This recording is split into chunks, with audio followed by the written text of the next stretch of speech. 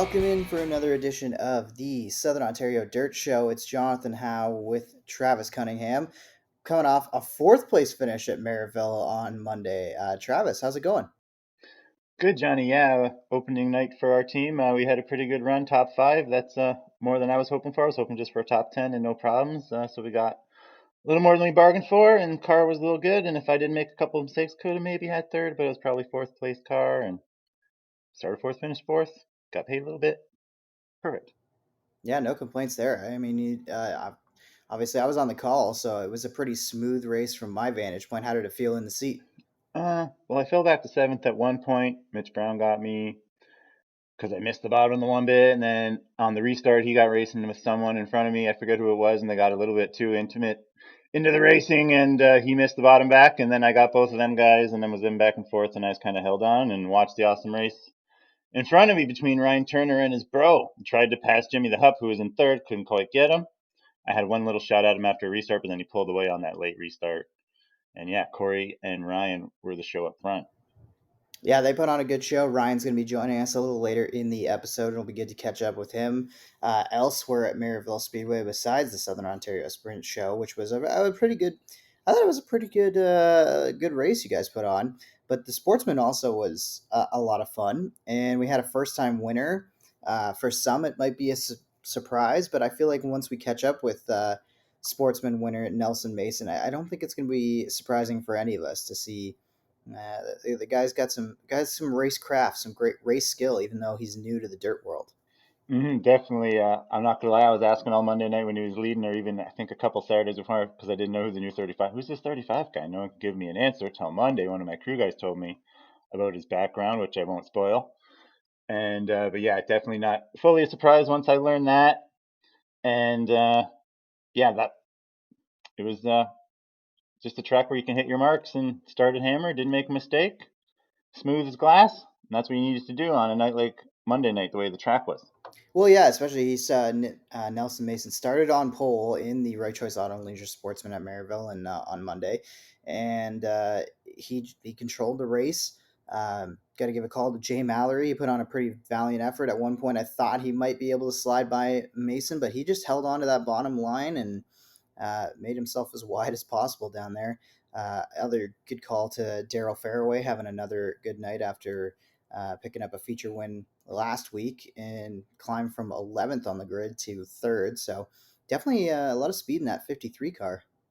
Yeah, they're definitely getting things sorted out after the win the last time out, back it up in the top five. So it definitely wasn't a fluke, and that they are here to stay in the fast category here this year on the Sportsman deal. And Rob Knapp and Adam Leslie rounded out the top five there. Good runs for both of them as well. And then looking at the Hoosier Stocks, the other regular class that was running on Monday, young Donnie Lampman, moves up 2 spots after starting third to capture the win after switching back to the metric car, which uh, I kind of was surprised at, a little nervous about at first. I was like, why did they switch? I was like, why is Jim driving the metric car? I feel like there's a little more speed in that one. I want to see the young kid try to wheel that car, and Donnie definitely got the job done in his first ride back in the Monte Carlo body style after being in the Camaro for, I think he's had 2-3 races in that one so far. So Yeah, yeah, I didn't catch much of the Hoosier stock feature, but I did notice Donnie Lampman pulling over the scales first, and I was definitely pumped up for him. Him and his dad are such good dudes. And me and Donnie actually went to the same high school, Blessed Trinity in Grimsby, I believe. So go Thunder on that one. Donnie picks up first win of the year.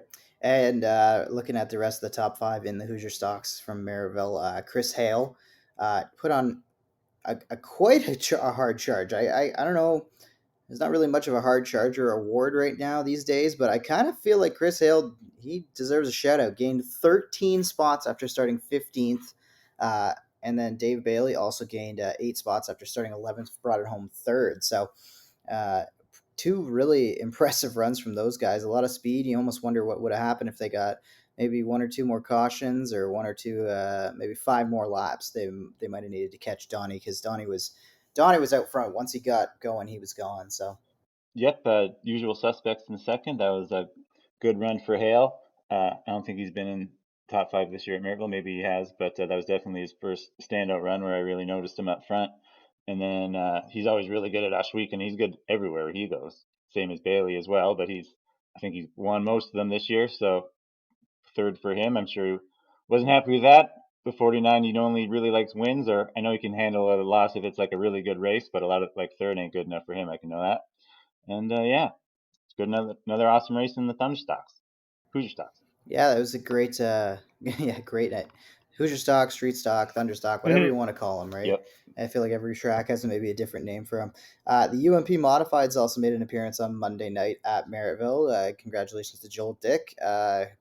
Moved up 5 spots on the grid to take the win. So definitely had his work cut out for him to get up there, and put on a pretty decent battle there with Drew Smith, who won the feature or the heat race earlier in the night, and then was leading most of that feature. And then um, Dick was able to pass him, and then I think Drew either had a mechanical issue or it might have been a spin. I don't remember what exactly it was that brought him. He kind of brought out the yellow, and that was kind of the end of the battle, and nobody else really had anything else for Joel. But I like those. The UMP modifieds, they put on a pretty decent show. Yeah, I just bummer there was only 8 of them, and the only guy I really know in those things is Jim Dale, and he had problems in the heat. I don't think he was able to run the feature. But yeah, good run for Joel to pick up the win. He's always fast when I see him. His car always looks awesome with that '09 stuff. Like I honestly love his scheme he's got going on there. Yeah, that And then Domino's ride. yeah, and then I've never seen the '86 car before, but he was definitely the fast as well. And I'm pretty sure that's who was second. And yeah, good battle between those two, even though it was a short field. Yeah, Jake Hooker actually brought it home second in the 10, who is a regular That for was some of right. us who know late model racing in Southern Ontario. And he actually mentioned as Yep. much in Victory Lane. He's like, don't get to drive too many UMPs or drive too many laps in a UMP. So usually he's in a late model. So a little bit different for him, but good showing. Started second, brought it home Hmm. second. Wade Purchase, another one who has some experience on Merrittville. And I think he ran mostly Hoosier stock last year, actually, and he brought it home third in the 53 UMP modified. So good showing for them. Good night of racing. Bummer that the first half of the doubleheader was rained out. Definitely weather affecting a lot of racing throughout the Southern Ontario region in the past week or so, but hopefully that's behind us for the most part, and we got some clear skies for the rest of the summer, at least. Knock wood. Yeah, I felt bad for Don on Saturday because there was a crazy storm going around. Everyone saw the damage at CMC Canadian Tire Motorsports Park, and I believe Peterborough Speedway got hit hard, and a bunch of people up there, and that really sucks. So if that would have came our way, big deal. And like that's the promoter and racer's worst nightmare when you wake up on race days to see the forecast like higher than 50% at like 4, 5, 6, 7, because then you get your stuff dirty for nothing, and a lot of times the feature rings out and you got to clean your stuff for nothing and do all that maintenance and you get any payout. Sometimes you get a double feature night with I personally like. Some people don't like them. I usually have good luck with them, but yeah, there's can be a benefit there because you get 2 payouts in one night. But for the most part, yeah, that is the death for a promoter and a racer on race day is that forecast after 5 for fairly high percentage of rain. And like there was a lot of millimeters as well. It wasn't like a less than 1 millimeter thing because those you can always beat.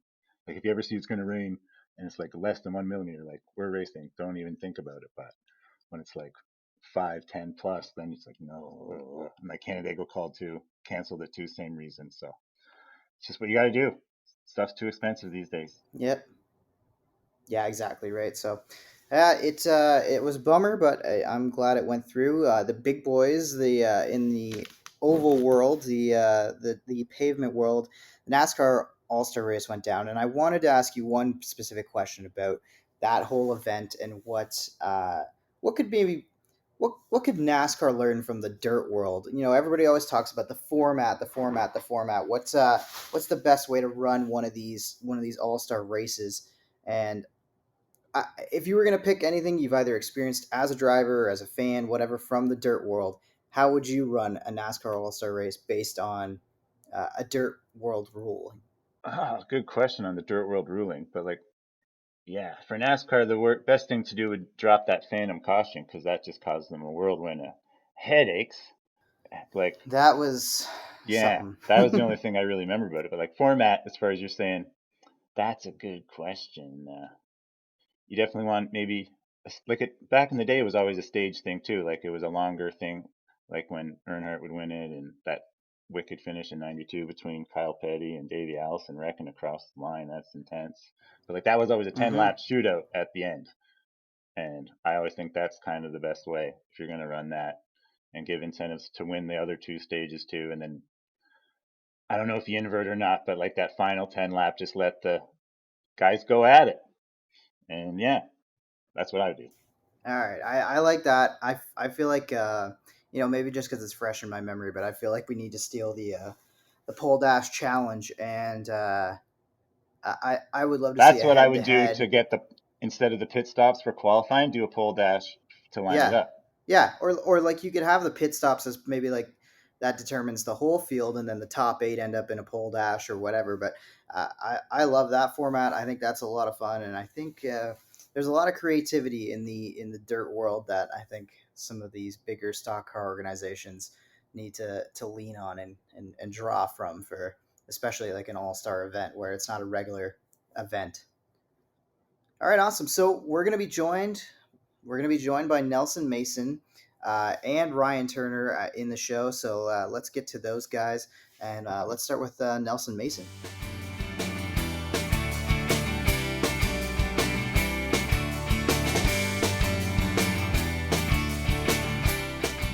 And joining us, our first guest on the Southern Ontario Dirt Show this week, driver of the 35 Sportsman, Nelson Mason, a recent winner at Merrittville as well. Welcome to the show. Thank you. Thank you very much, guys. Thanks for having me. Now, this might have come as a surprise win for some of us in the dirt world, but anybody who is familiar with your racing background might not think this was that much of a surprise to see you back in a winning race car.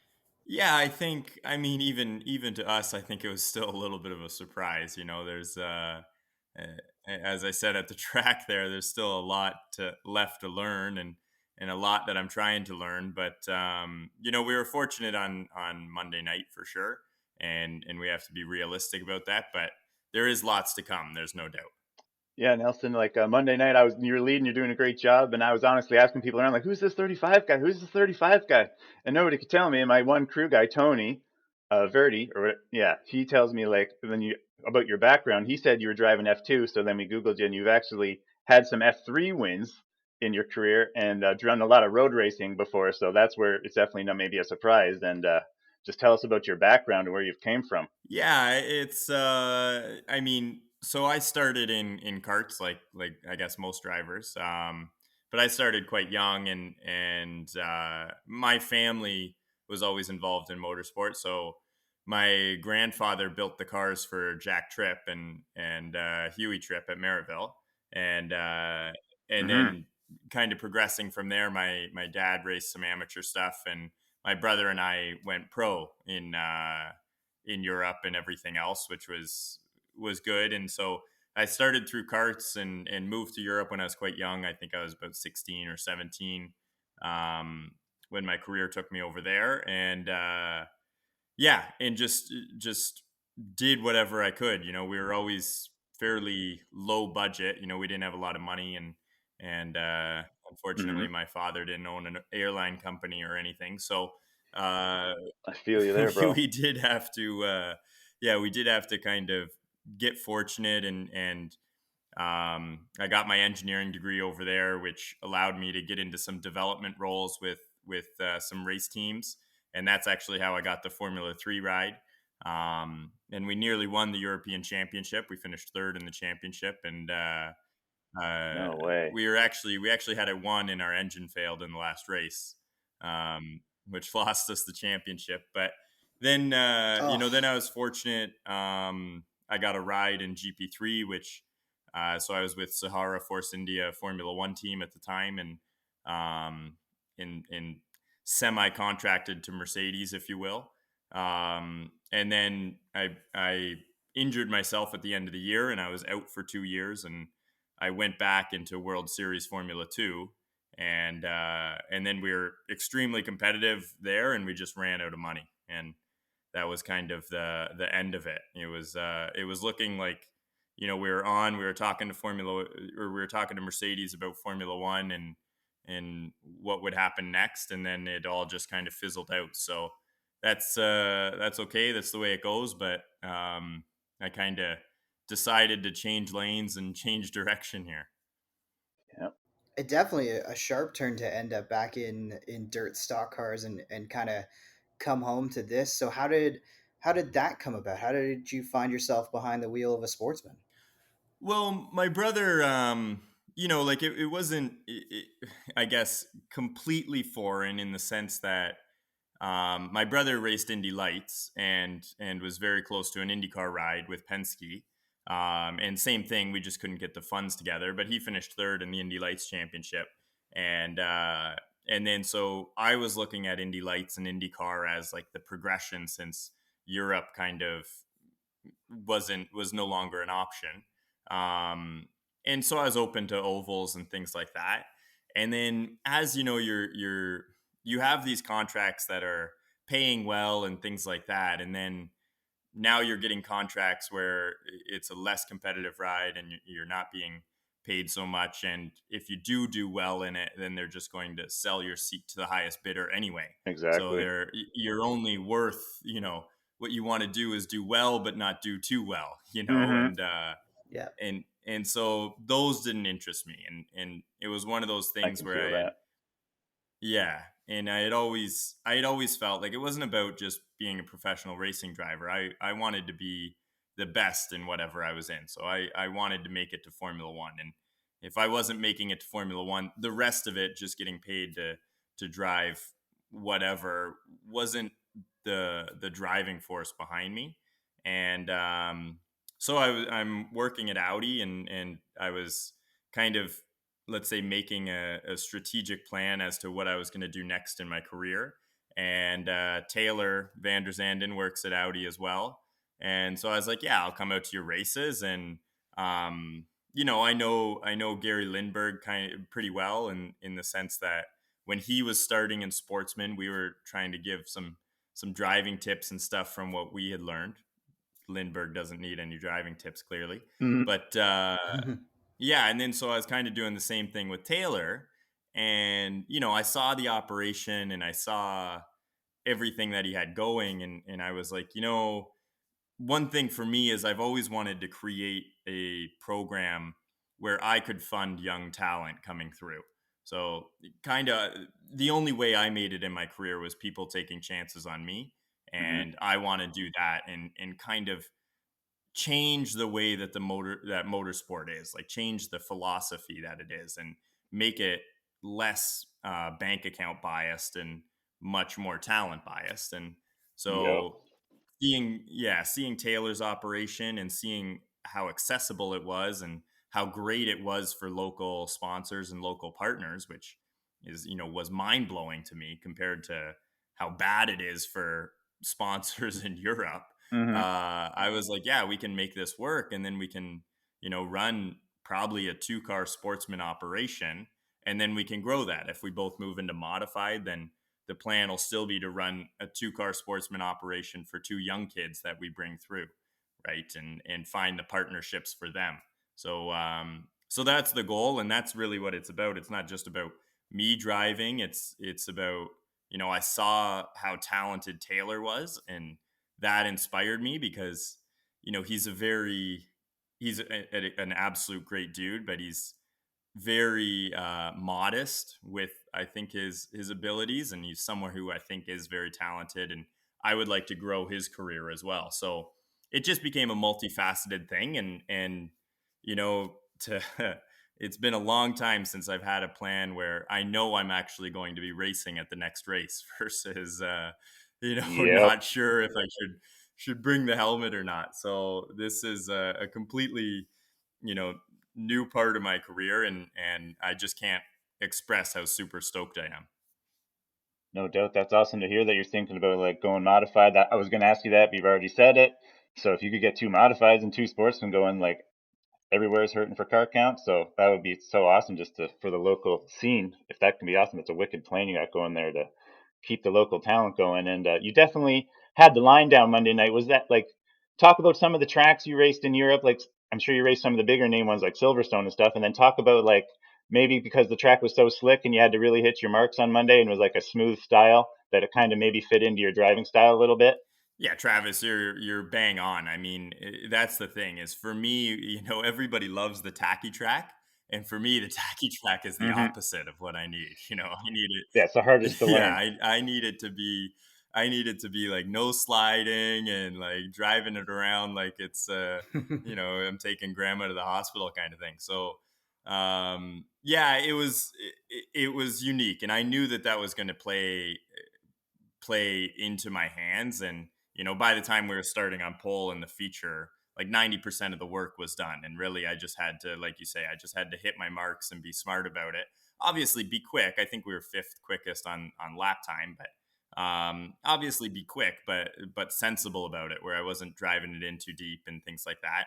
All the work was really done in the heat, and then winning the heat was, I think, more challenging and more important, because that's when it was still two lines, and I Yep. still had to beat Jay to the line. So that was the important thing in the feature. Like you say, it was just about hitting my marks and running that line. And I was really, I could run quicker, but I was only running as quick as I needed to ensure that, two part. It's not that I felt I was going to burn the car up, but just to make sure. Until you see someone. Sorry.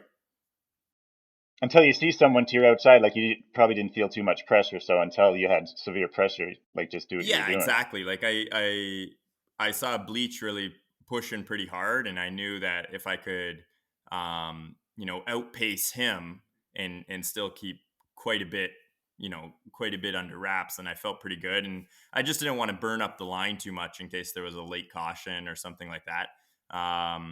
But yeah, I mean, it for me, the I guess, like, the way that you approach the car is completely opposite. So, like, the things that you're never supposed to do in Mm. a formula car is the things that you have to do in this, and the things that you can't do in this are the only things that you should do in a formula car. So it's really opposite world there. But there's a lot to it. I was very successful at racing in the rain, and that was always like my big skill set. And there's a lot that transitions there, and that's something that that knowledge base is helpful for sure. But yeah, I mean, even still, I was pretty stressed. Like, it was more about like the knowing Yep. the rules and knowing the restart cone. And Taylor came running up to me after the heat. He's like, "Oh, I forgot to mention like where the start cone is," and I was like, "Yeah, somebody Yeah. somebody told me it was a blue cone." The blue You noodle. know? Blue noodle. Yeah, well, I didn't see Yeah. it. All I saw was a blue garbage can, and then I think on the heat, like Curtis Friesen, he went, and I was like, "Well, I guess we're going." Like, this is Yep. yeah. So it was I just know that that feeling stuff. too. So with the transition from the asphalt road course world to dirt ovals, you've already mentioned the tackiness of the track being a challenge. You've talked about the driving of the actual the vehicle and how it handles and performs. What has been the bigger adjustment? Is it the racing surface itself, or is the car, or is there maybe something else that most people wouldn't even think that's even harder between getting used to the car and getting used to think like the rules, like you say? I would say really it's the car, the track surface. Like I go to Merrittville all the time, so whenever I was home from races or whatever, like this was it. Merrittville was always just the place I wanted to go, because you get to see racing and you get to see it in such a raw environment. When you're in Europe, everything is so constrained, and you're between engineering briefings and engineering debriefings and media briefings and whatever else that, like, you know there's not a lot of fun going on. And it really, Yep. I love the I can hear professional you. side of the sport like that. I do, and I love that it's really about pure excellence. But at the same point, you lose a lot. You lose a lot of the true, what makes the sport a sport, which is, guys thrashing and helping each other on cars and getting cars out on the track and whatever else. So so I've always loved Merrittville, and I would always go to the races whenever I was home in between events in Europe or whatever. And so I could understand the track surface, and I know the progression, and I understand that all pretty well. Um, but really the car is the biggest thing. Like the World Series car has no suspension. Like it doesn't. It has 5,000 pounds of downforce, and the suspension doesn't move, and you have carbon brakes, and like it's a big old go kart. And then Mm-hmm. I roll this Buick feeling thing into the corner, and I'm like, holy, like when does the body roll? Yeah, when All on does the the right body front, roll right stop, rear. and when does Yeah. are the brakes working or Yeah. not working? And so, am I spinning the tire? Am I not spinning the tire? It's so all of that is a lot different. The seating position, the pedals, like everything is just so completely different that it sounds ridiculous, but it's like, you know, No, I can imagine how different it is. yeah, and honestly, the very Just do the first, most on iRacing, you'll see the difference, right? yeah, well, Pretty. exactly. Yeah. And Yeah. the very, very first time I genuinely drove the car was in the heat race at my first event. We missed fast laps because the brakes weren't working. And Mm-hmm. so really, I mean, it's been an, Throw you right in. an uphill battle since then. Yeah, I just constant learning. Yep. Trial by fire, but then you already 3 races in, you're already in victory lane. So Yeah, I think there's a lot to come, a lot more to come from you. I think you're being modest, but and I think the Sportsman Division definitely is going to have to watch out for you. yeah, I mean, it has to be mentioned that you utilizing the Vanderzandens has been massive, and as I say, Taylor is extremely talented, and if I was a betting man, I would say Taylor is the guy to watch out for this year. And Mm-hmm. I think he's been basically quickest at each event, and it's just he's kind of found the wrong groove and things like that, which is artificially knocked back his results, I would say. But he's pretty special behind the wheel, and so they've been completely tremendous at, like, I had bought his car from last year, but they've been completely tremendous at like getting us up and running and getting it going, and then between my dad and Johnny Bevan, who are you know keeping me on the straight and narrow as well. I have a very good crew around me, and they're more skilled than I am, I would say, because they're all just experts in their field. But we've been very fortunate, and it's been a very good collaboration, and that's what we're trying to formulate. And Taylor has the same view as I do, that we want to kind of build the sport and build the sport for the young kids and things like that. But yeah, to be honest, if I was a betting man, I would be watching out for that 74 car, especially once we get some stickers on these cars. That's the next step. All that. Yeah. Well, help a little bit there. My last question for you: just give us your favorite European road course track that you ran on. Well, favorite one is Spa, without a I knew doubt. you were going to say that. Nice. I have lap record in Formula 3 at Silverstone, and the lap record in World Series at Silverstone. And that was kind of like my home track, I guess. But Spa is just,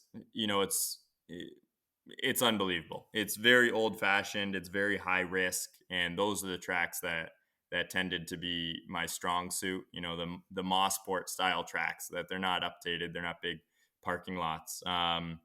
But Mm-hmm. it's cool. I mean, if you guys ever get a chance to get over to any of the tracks, I mean, go to Spa, go to Nürburgring.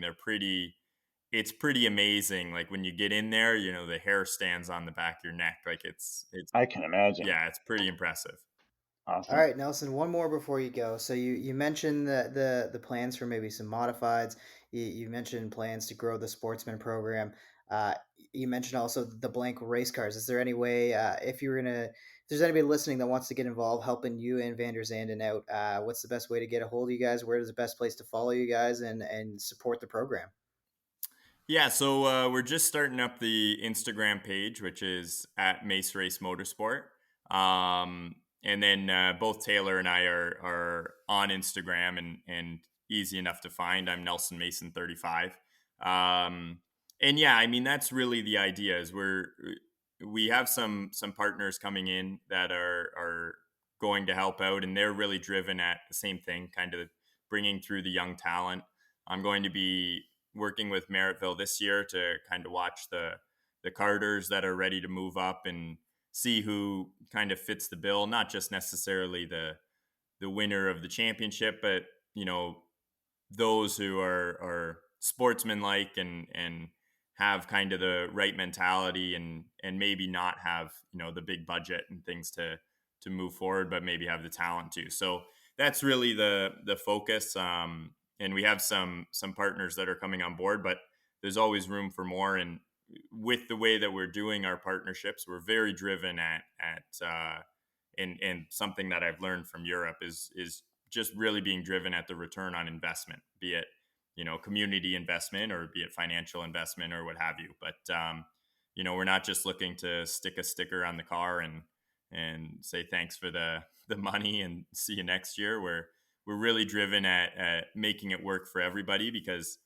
the goal is to just make it fairly sustainable, and that's the approach that we're taking, and that's what's important to us for sure. But at the same point, we got to win some races Yep. too. Well, it looks like you're well on your way to doing that already with one in the tank, and I'm sure Taylor is not far behind you with the trip to victory lane. So, thanks for taking the time tonight, Nelson. Appreciate it. I loved hearing more about the program and the long-term goals of the program going forward into the future. Best of luck the rest of the year, and hopefully, I'll be talking to you again on a Saturday night sometime soon. Absolutely, guys, and thank you very much for having me tonight. It was a pleasure. Awesome. Awesome, Thanks so much, man. Nelson Mason. All right, take care, lads. Hey, do you like what you're hearing? Want to support the Southern Ontario Dirt Show and help us expand our coverage across the province and Western New York? Well, your ad could be playing right here. Got a brand or business that deserves more attention? Email us, southernontariodirtshow@gmail.com to become a sponsor of the podcast. And now, let's get back to the show. And joining us now on the Southern Ontario Dirt Show, winner of the Southern Ontario Sprint event at Merrittville on the holiday Monday, Ryan Turner. Welcome to the show. Thank you, guys. Thank you for having me. I've listened to a lot of podcasts, but never been on one, so this is pretty cool. Cool. So Ryan, you won Monday night. You were super quick, first night out. Then you went in Fulton and had a really good run with the ESS. That was cool. I wanted to talk to you after that, so we got to you a little bit after that. But then you go win Monday night, so we had to have you. Had a wicked battle with your brother. I got to watch it from about a straightaway back. It was a super battle between you guys after that late caution. So just tell us about your season so far. Yeah, it started off really good. So you always want to get off on the right foot. Um, you know, we we wanted that one at Merrittville. It was about a month ago now. I think we could have had it in lap traffic. That caution came out just at the wrong time, and then just kind of gave Jake a little bit of a refresher or get himself back together, and then keep it in front of us. Going to Fulton and going against the ESS, that it's always difficult when you go to the US, right? Or they come here. Mm-hmm. We haven't raced against them in 2 years, so that made it interesting. And then to come home with a top five, that was awesome. Like that was pretty close to a win in our books, just to be that good with them. And then we struggled a little bit at Brighton on Saturday, just kind of missed the setup a bit. In the dash, we were really good. We went fourth to second. We passed Poirier and Jake Brown, so we thought we were really good for the feature, and then just kind of missed it a bit. So we regrouped for Monday night at Merrittville. The whole night was really good. We were quick time right out of the gate.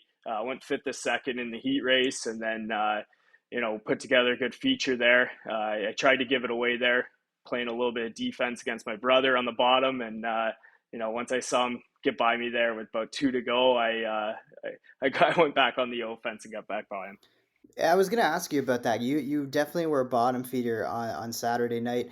How long into a race does it take you to really establish a lane, pick it, and commit to that for the rest of your run?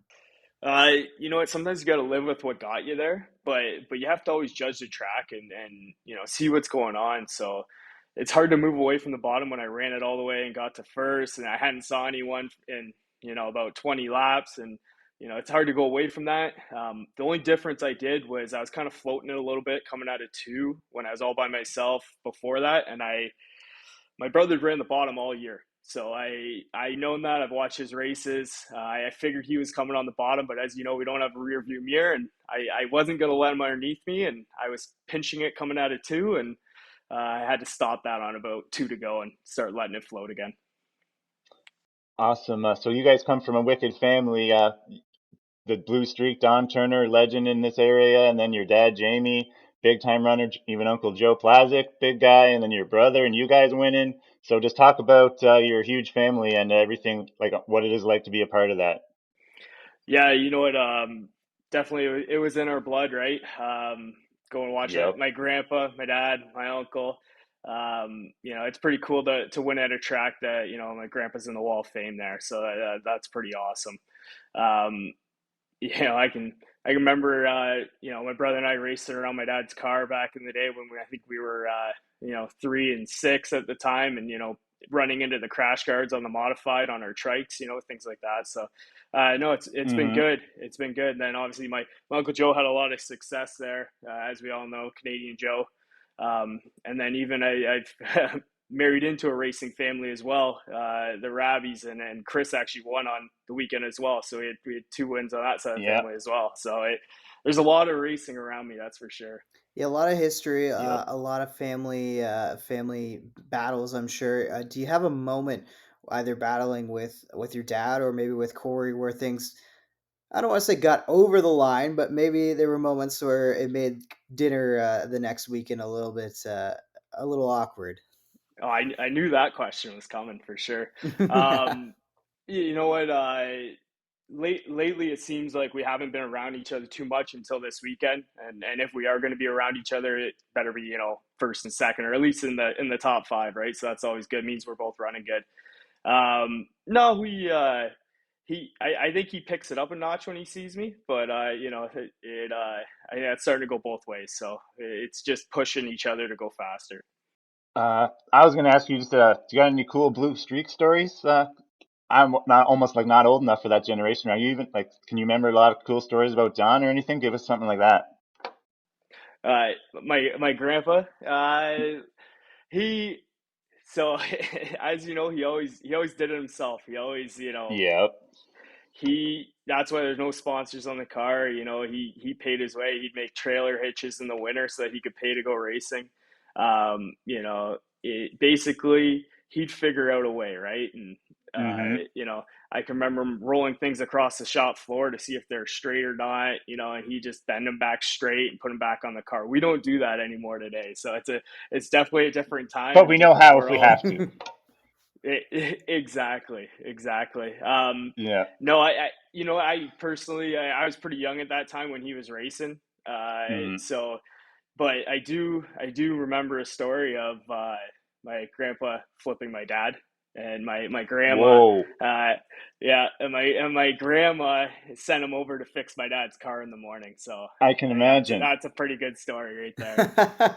I got the Blue Streak story for me is Billy Evans helps me out.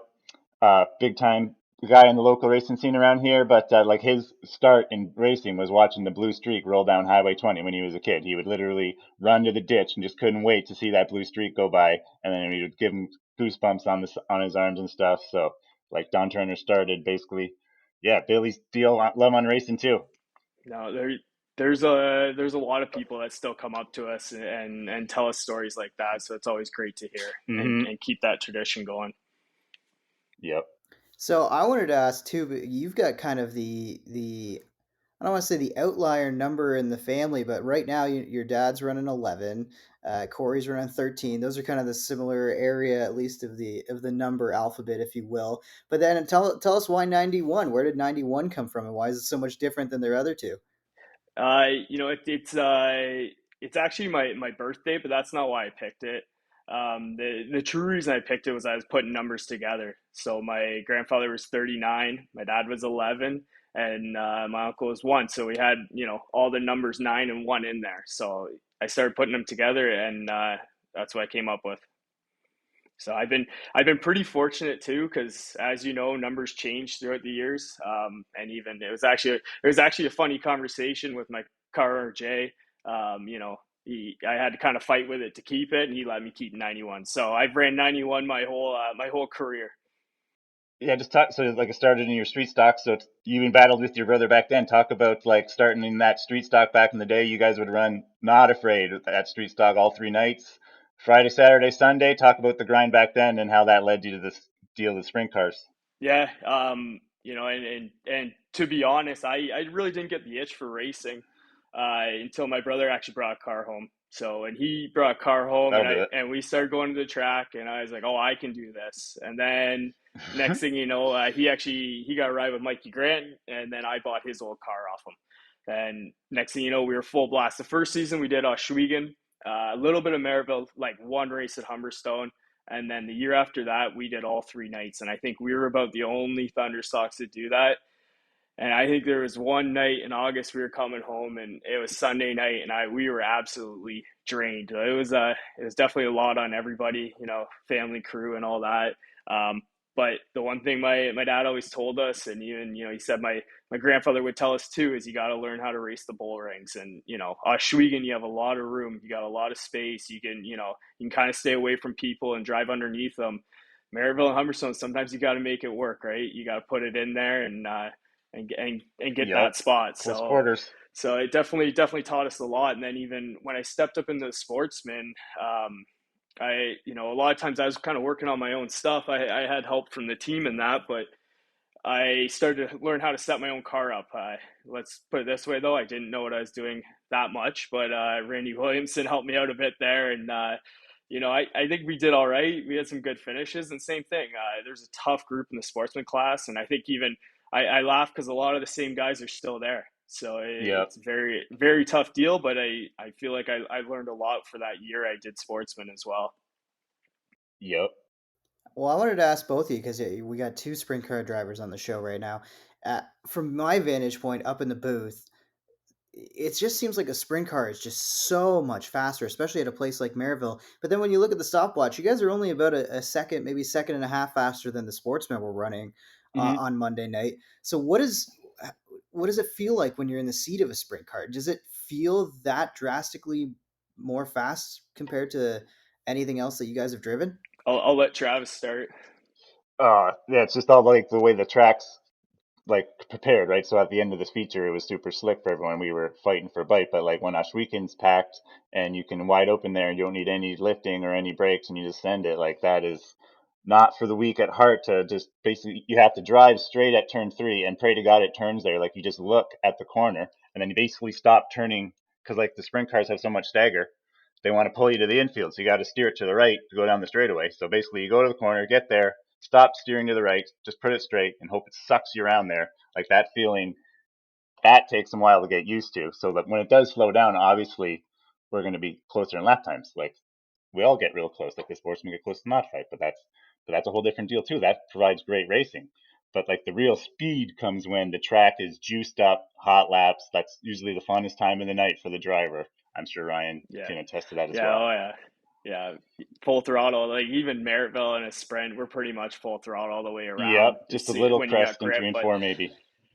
the biggest difference too, I think, from modified Sportsman to sprint car is they have to set their car on the way in the corner, where we more drive it in and then we kind of pedal it off. Where Sportsman modified, they get most of their speed from the way off, I believe, right? So even new people to sprint cars, that's, you got to kind of tell them, you got to trust that car on the way in the corner, like Travis was saying. Trust it's going to bite, trust it's going to turn, and you're going to make the corner. So when we went back to Fulton and we'd only been running bull rings for the last 2 years, I really had to trust the car on the high side going around Fulton. It was no doubt. It was definitely different. Just so you drive for the Burger Barn team. I thought of this one earlier. What's your go-to meal if you go there? What would you recommend for? I haven't been there in a while. What's good these days? So I think I always get in trouble on this Oh boy. because we have this on the back of our hero card, right? And it's what's your favorite burger at the Burger Barn? And I always put hot chicken wings. So, yeah, that is but a little rough. They are very good. So that's definitely my favorite meal at the Burger Barn. But honestly, as everyone knows, big portions, great food. You cannot go wrong with anything you order there. Yeah, I'm looking forward to heading that way and heading out towards Schweeken, catching some more sprint car racing. I wanted to end off with this. This is one of my favorite questions to ask drivers. And I do have to acknowledge that I did kind of steal this question from Corey LaJoy's podcast last year, but it's just such a good question. I got to ask it to some of our local guys. So, Ryan, I'm going to give you one track and one type of car that you can race for the rest of your life, what are you going to pick? What's the combination? Well, I definitely would love to go 410. I probably have to find a little more, cojones for that, but definitely would love 410, and I'd probably have to say Mm-hmm. Eldora. I think it's one of the best around. Never been there. We're hoping to possibly make the trek this year to go check it out with the 360. But that's Jelly. we'll see if that happens. It's always to be determined, right? And so, no, that'd be my answer. If it was hometown, I'd probably pick Merrittville. It's I You rocked there. That was like your first real good run was at Merrittville. yeah. Talk about that. That's a good question. Like remember second at ESS, Garrett Cunningham Memorial, you finished second. That was the first. Holy hell, Ryan Turner just drove the Yeah. living wheels off that thing. Yeah, Talk that about was. that night. I think that's surprised everyone. Surprised myself. It was. It was Yeah, I quite. know that And feeling. actually, this might take me a bit, but no, it was quite the night. So I remember we inverted the time or the heats. I ended up starting sixth. I'm like, oh, this is a little deep in an ESS heat, and I ended up getting to second. And actually, I think Glenn beat me in the Mm-hmm. heat, but so I ended up getting to second. So that worked out in my favor. Redrew fifth. And of course, I had a 12 with them, right? So that was a pretty good redraw. And then in the first corner, Steve Poirier rolled Parker Evans. So now I'm starting third on back to the initial start basically. And I remember I got underneath. I can't remember who it was, but I got second, and we had a restart. And Jordan Poirier was actually on the outside. So Jordan and I battled most of this race, it seems to be happening a lot lately. Um, he Mm. he picked the outside, not knowing Merrittville. I actually lost a Sportsman win the one time because I didn't restart on the bottom in the tack, and Bigelow beat me and I finished second. But so I learned that lesson a long time ago, and I hit the tack and I got the lead I think I got the lead for about 2 laps. He drove back by me on the high side. And then I found about the infield of the track. I think I rolled the guardrail and I was almost on the go-kart track down the front stretch and the back stretch. Oh yeah, I remember. And I ended up picking him off Yeah. for the lead on about lap 7. And there was, I want to say about 6, 7 cautions. I just kept getting put back. I'd gain on him, I get put back, gain on him, get put back, and then the last green flag run, we ran into lap traffic, and it was actually Dave Axton. We've had a beer over it after, but he didn't know I was coming, and he cut down to the bottom and blocked me. And Matt Tanner got around me, and yeah, beat me about half a second by the line. But yeah, it was a rough one. I was already starting to see checkered flags, but got taken away a little early. Yeah, I was ready to come talk to you. I think I was used to doing a little interview with everyone, and I was ready to come talk to you. Starting to think questions to ask you, and yeah, but still second with ESS. I've never done it, so second with them's awesome too. No, it was awesome. Obviously hoping for the win, but it was Yeah. it happens. Mm-hmm. And it'll happen again. Yep. And you know what else will happen is I'm sure at some point I'm going to be talking to you in Victory Lane again because you guys got a lot of speed in that 91. You got a talented driver behind the wheel of that one. So thanks for joining us tonight, Ryan. I appreciate you coming on the podcast, and I'm sure I'm going to be talking to you. And maybe Travis will be talking to you. Maybe we'll be talking to both of you. This is the first chance that I have that maybe I could see two guys on the podcast at the same time in Victory Lane together, kind of when we do those top threes. Yeah. Yeah. I'm gonna have to get my ass on the podium to go hang out with Ryan. But I almost got it Saturday, but maybe on Friday if the weather changes. Hopefully. I was gonna say that's a good first start. You got to look at the positives there. First night on the wheels. Yeah, that was That's a good. That was good. feather in the cap. Dusted the old popcorn off my chest and got off the couch and made it in the top 5 for once. Yeah, this guy's a little hard on himself. I mean, for Yeah. first time out, first time the car has turned laps. You were talking about how you were gonna have to baby it through the hot laps because the engine. I did. You were nervous when I talked to you pre-race, and then you bring Well, it that's home just the engine fourth. builder part in me. That's not the driver talking. Driver's ready to rip. Yeah. See, and that's the different roles we have. Obviously, I'm very lucky to have Jason Hill and his family supporting us, and let me rip a beautiful machine. When you got a car owner that asks you what you need to go faster, you're in the right place. So Yeah, well, I know Jason demands wins too, and you guys been giving them to him lately, so he's definitely not yeah, easy. Like, he's a great guy to drive for, but he definitely doesn't like no 8th place finish. I can tell you that, right? no, and I think he's getting upset that we do it when he's not there. So we're gonna have to do it when he's there, Yeah, and that's tough. hopefully we'll see you at the same time there, Yeah, Jonathan. sounds good. Yep. Awesome. Ryan Turner on the Southern Ontario Dirt Show. Good luck the rest of the way, and I'm sure we'll be chatting later in the season as well. Thank you for having me, guys. Awesome. See you, Rye. And the checkered is out on another episode of the Southern Ontario Dirt Show. Be sure to rate, review, and subscribe for future episodes. Connect with us on Facebook, Twitter, Instagram, and TikTok at Southern Ontario Dirt Show. Have a question for the show? Email us, southernontariodirtshow@gmail.com. Thanks for supporting local racing in Southern Ontario, and we'll see you at the track.